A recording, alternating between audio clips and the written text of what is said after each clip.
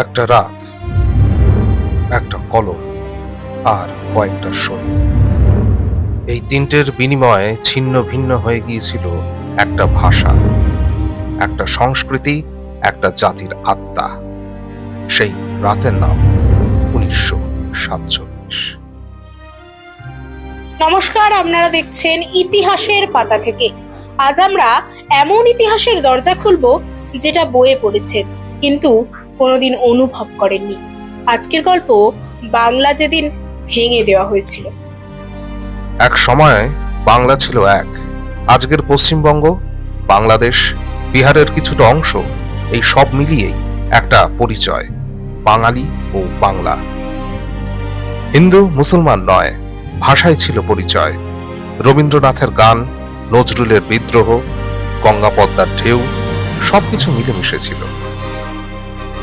ব্রিটিশরা জানতো যদি বাংলা এক থাকে তাহলে শাসন করা অসম্ভব।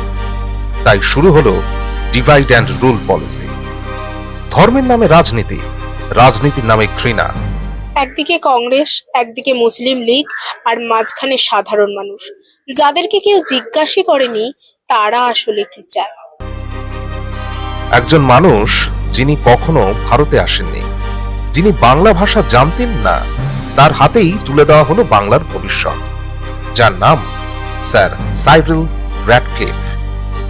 মাত্র 5 সপ্তাহে একটা জাতির ভাগ্য কেটে ফেলা হলো।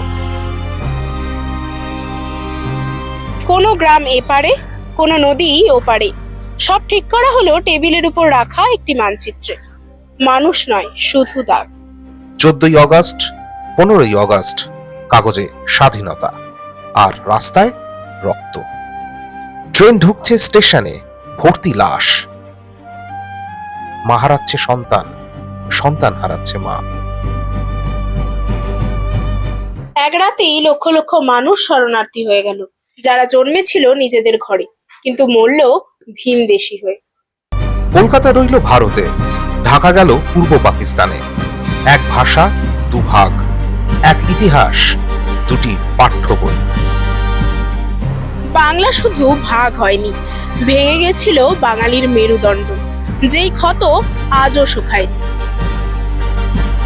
প্রশ্নটা শুধু ইতিহাসের নয়, প্রশ্নটা আজকের। যদি বাংলা না ভাঙতো, আজ আমরা কেমন হতাম?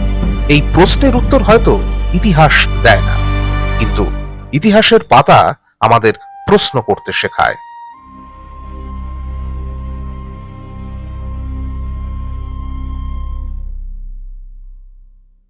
এই ছিল ইতিহাসের পাতার থেকে প্রথম অধ্যায়। কারণ ইতিহাস শুধু জানার নয়, বোঝার।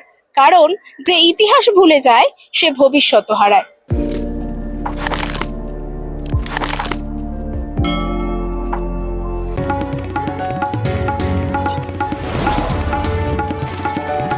আপনারা দেখছেন ইনফো পালস বেঙ্গল, সত্যের স্পন্দন, বাংলার কণ্ঠ।